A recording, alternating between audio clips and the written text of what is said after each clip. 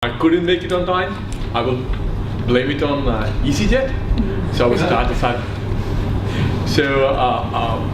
I have a day job. I work for a very large UK retail bank. That's my day job. My spare time activity, like other people are saying, is advising startups in the blockchain ecosystem. That includes Ripple Labs and a couple of other ones. My background is crypto analysis, so I did like 7 years of research and crypto stuff. So I am happy to be shot at. Please don't kill me. Sure. Since you mentioned you work in a bank now, yeah. I have a question about fintech. So can you offer some opinions on the potential of blockchain on capital markets? Okay, so I will be very careful how I phrase this. So the recommendation I have is Citigroup actually had a report, like a 38 or 40 page report. They did some analysis on the state of affairs. They actually have a couple of labs around the globe. They were looking at things, and they looked at like 3 or 4 use cases, and they seem to say, they seem to make some observations. It's kind of interesting. If I were to summarize it in one line, is the immediate future, they don't see any huge impact. It's like the bold line statement. Then they talk a bit about SkuChain. SkuChain is a startup in the US who are looking at possibility of scripts and stuff like that. And then they talk a bit about Ripple. They say like tier banks, you can actually use them. Then they talk a bit about Wave. There's an Israeli startup that was in Barclays Bank, and they do something similar to SkuChain, but in a slightly different level. And that was like their summary. And they weren't saying, there's going to be a huge change in the short term. This is again, I am just quoting stuff, okay? Because I have to be careful. Yeah. I want to ask, what about yourself, your opinion on that? Oh, I can't probably say that, right? What about the DAO? You said you have some knowledge of the DAO. I mean, they just released this, they ended the funding, and then suddenly there was an onslaught of like, this thing's got more holes than a golf course. So what's going on here? Yeah, that's a very interesting thing. I actually had a chat with Christian from Slockit, and I've been talking to a couple of other people as well. I've been talking to Nathan as well, Mattenfield. So the way I look at it is like attacking a bootstrapping problem, and just saying the whole situation is bad is probably not the best way to actually look at a problem as such. And I would go further and say, if you look at democracy, if you look at the voting machine, if you say if democracy is kind of broken, that doesn't imply that the voting machine is kind of broken. You have security parameters for the contracts. Right. If the security parameters for the contracts holds, and if you can verify it, and there was a speaker previous to me who was talking about formal verification, that's really verifying whatever constraint you can actually have. If the system could be gamed, that's a security parameter outside of the construct. So just saying that is a big problem. To me, so I'm somebody from a security space. I would look at this and go, what's the security parameter? What is it that you're trying to defend? And then there's the question of bootstrapping. Absolutely, I understand 10 people or 15 people, they have been trusted. Is there an alternate way? You can actually make it better. You can actually have a reputation system and attach it to each of the 10 of the 15 people, and then you can promote them, demote them, and then you can add more people, then it can become truly decentralized. Bootstrapping is a tricky problem. When somebody challenges it, you should go back and say to them, propose an alternate solution. The backfeed solution almost done that one, yeah? I don't want to say it. Yeah. Right? If Mathan were in the audience, I would have asked him, would you like to explain it to other people? Because right. I should always remain in the middle, explain what it is as it is. Okay. What's up? Thanks.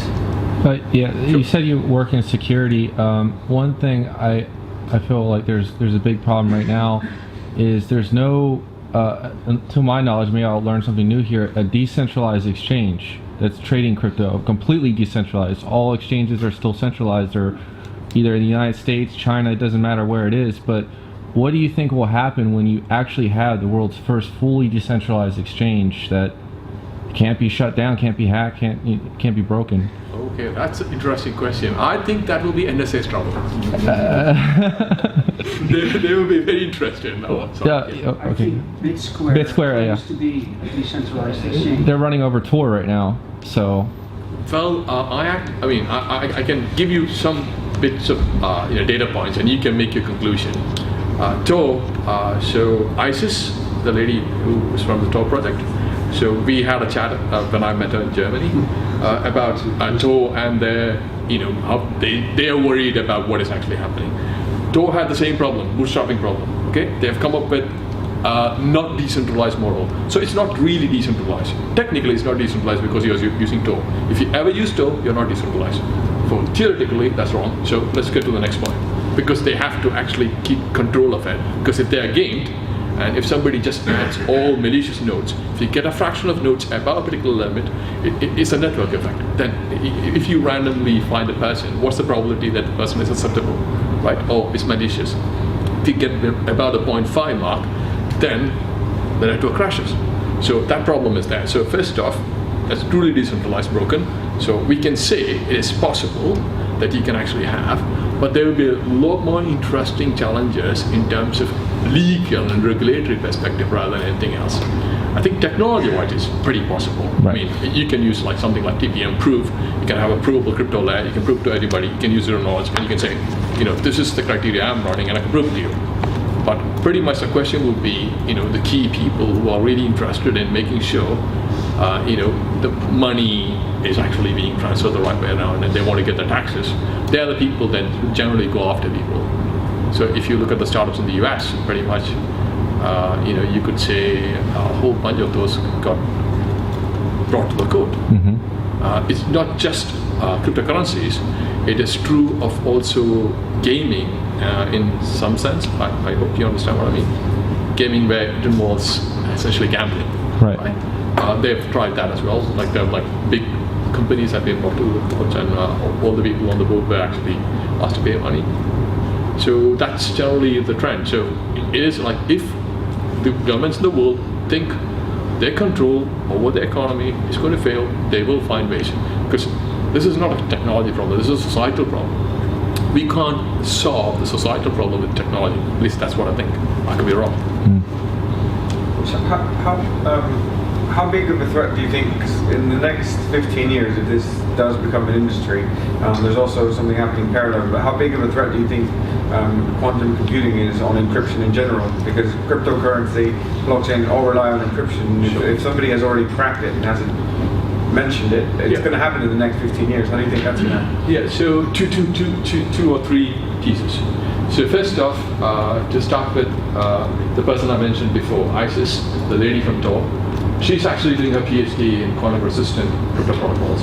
And I'll break the pieces, I'll break the whole crypto protocol in pieces. I did some work in quantum computing like a donkey's years ago. So I can tell you which pieces are really in trouble and which pieces are like more stable. The piece that's most in trouble is the public key crypto that's based on discrete logarithmic problem. So this is like. I'm sorry. Oh, okay, fine. So the two pieces that are really in trouble, if you have a real quantum computer, is a discrete logarithmic problem and a factorization problem. So normally, if you have like 2 digits and if it takes like 2 seconds to factor, 2 is a bad number because it's like 2 to 2 is 4, which is like 2 plus 2 is 4. So that doesn't really work. So 3, let's do that, right? 3, and if you actually increase it to like twice the size, if it's going to go 9 and other time 3 plus 3 is 6, right? That's a non-linear one. So that's actually the case for both of them. The hardness for solving those problems goes in a non-linear manner. And the thing with the quantum computer is like there's an algorithm called Shor's algorithm. Peter Shor's is actually called. So it allows you to actually do this in linear time. Essentially what that means is, whatever be the key size, people will be able to factor it really, really fast. There are some constructs that we already know that are very resistant to this kind of attacks. And people have been looking at it. And there are a bunch of papers out there. Actually, there are people from the so-called blockchain crypto community looking at this as well. So I'm hopeful at some point of time we will have a switchover. I mean, the switchover, again, is something that's happened in the past. So if you look at the history of SSL, you could actually see every time one algorithm gets retired, something new comes on. So it is possible to do that. It might take a lot more, how could I say, collaboration, which is tricky in the community, but we will have to do that. But that's the way forward. Did I answer the question?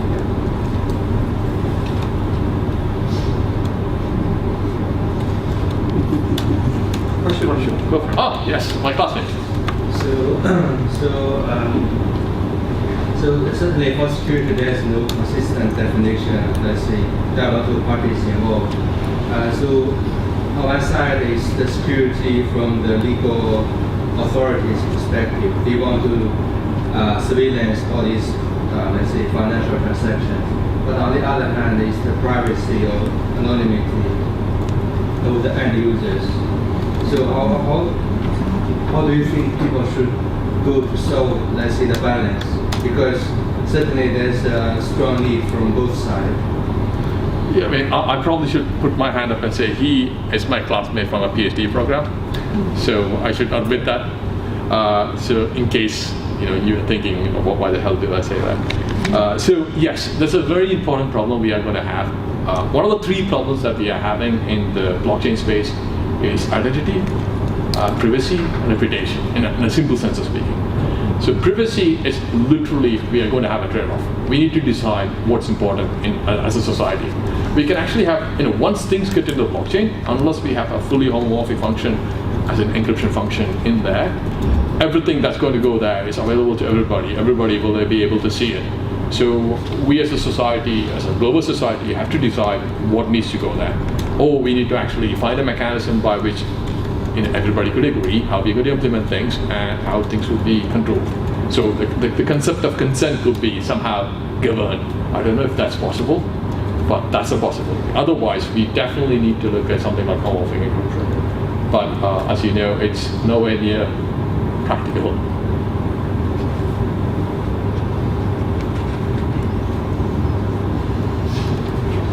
So in private blockchain, what is the minimum number of parties to keep the system within the bounds of integrity?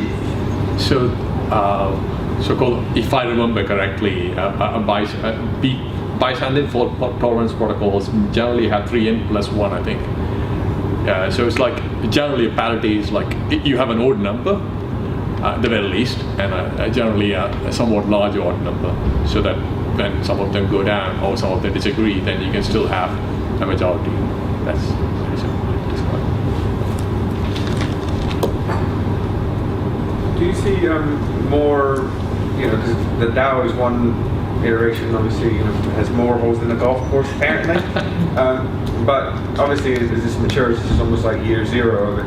Do you see other distributed autonomous organizations, and do you see any other use cases that would be interesting in that space?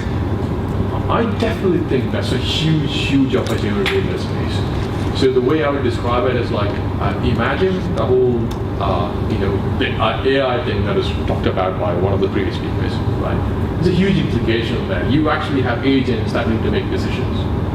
That all need to be bounded. And again, people have to look at it.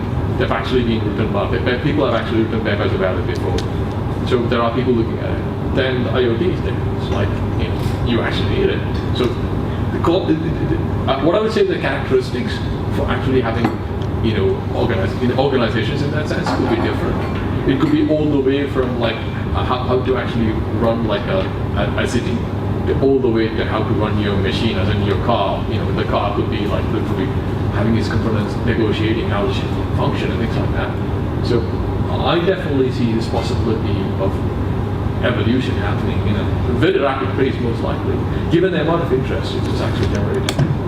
So you've got a lot of attention. It's like 3-4 weeks time. A, it raised a lot of money. B, it raised a lot of interest from a lot of people.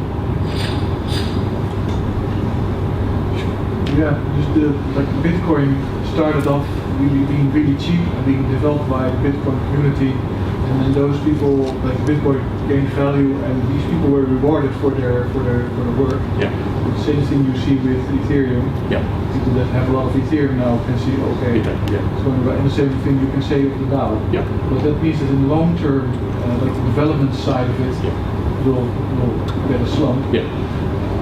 Do you see any way to solve such a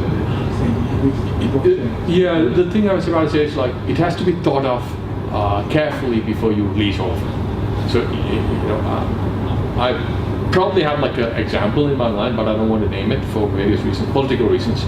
But if you structure it right, so if you release it, whatever be the value of the cryptocurrency in that sense, in points in time, and actually devalue it in a particular order.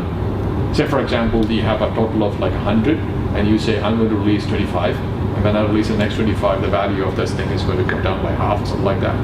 That actually have a very different incentive system in the group versus what is right now happening. And that is one of the reasons why we have very, very difficult time in getting consensus in the larger communities. Because if you actually, at first, and when the cryptocurrency is at a very high value, if you get hold of it, if you get large amounts of it, then you have a very strong vested interest. You really don't want any decision to be in any other direction. So this is a problem. So what you need to do is you need to actually think about it and actually construct it in such a way that there's incentive for people to collaborate, even if they enter the system later. I think, is there anything you want to say as a closing statement on how you can sort of protect or what are some of the biggest risks to blockchain startups? One more question. Sure, absolutely. It may Go for be it. interesting to close this session. I read an article about Internet of Things, which is kind of self-executing contracts in blockchain terms.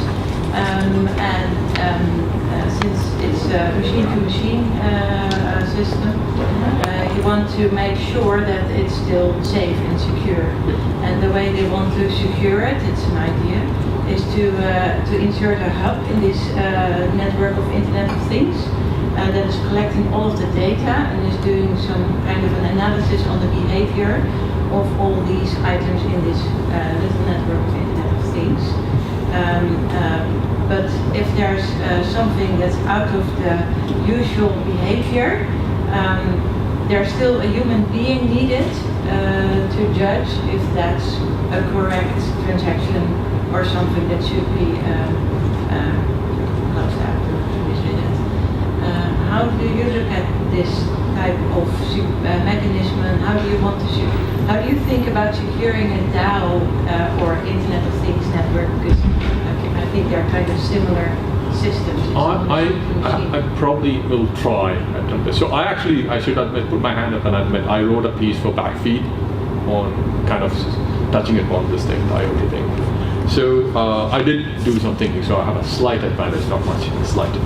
So what you described there is essentially a hub and spoke model. Essentially you have a hub in the middle, the hub actually runs all the execution, and this is like a pragmatic solution to a problem where you don't have ability to make decisions in the periphery. And a real DAO should actually have, this is at least in my mind, all the components in the ecosystem should have the ability to make a decision. Otherwise, it won't be like a real DAO. So it's like there's somebody in the middle who actually looks at everything and decides, yeah, I'm going to decide what it is. Whereas in a DAO sense, every person will actually have some bit of the data or every bit of the data, and they will all collectively decide what that is. And then going back to your question of securing it, honestly speaking, I don't know. There are lots of proposals that are being put forward. The problem essentially is understanding constructs in the human world. So you could think of all the things all the way from ethics to the way we actually do things and translate that into a very formalizable, verifiable, machine-readable form, and then make decisions based on that. That's a non-trivial thing. People have been trying to do this for a very long time. Don't get me wrong. It's like formal systems and security have been there for a very long while, and people realized, especially the US military realized a long while ago, 40 years ago at least, that it is simply impossible to do that, and the amount of money and effort that's required to do that doesn't give them the return on investment. Generally, the principle of security is you should actually look at the cost it takes to actually secure something. If you have a Mars bar, like one of our products today, as in the Mars bar, it's a chocolate bar, it's a very tiny amount of money. There's no point in keeping it in a bank vault, because if you lose it, it's just a fan or whatever that is, right? So that's the approach. So in IoT, it might be that we might be building to allow a whole bunch of those nodes to be compromised because of the cost of securing them might be so high, and we might actually have a very probabilistic model, which essentially means the majority can actually decide what the secure, stable system is, which is like what happens in democracy, right? Not really, but you know what I mean. So we all consider ourselves sane. That's what a secure system means. So if you consider yourself sane, you have a right to vote. And then if you're considered for some reason, I don't know whether it's the right way to decide whether a person is sane or not, but legally in most countries, if you're considered not sane, you don't have a right to vote. So essentially the same model applies to any devices. Sorry. All right, thank you.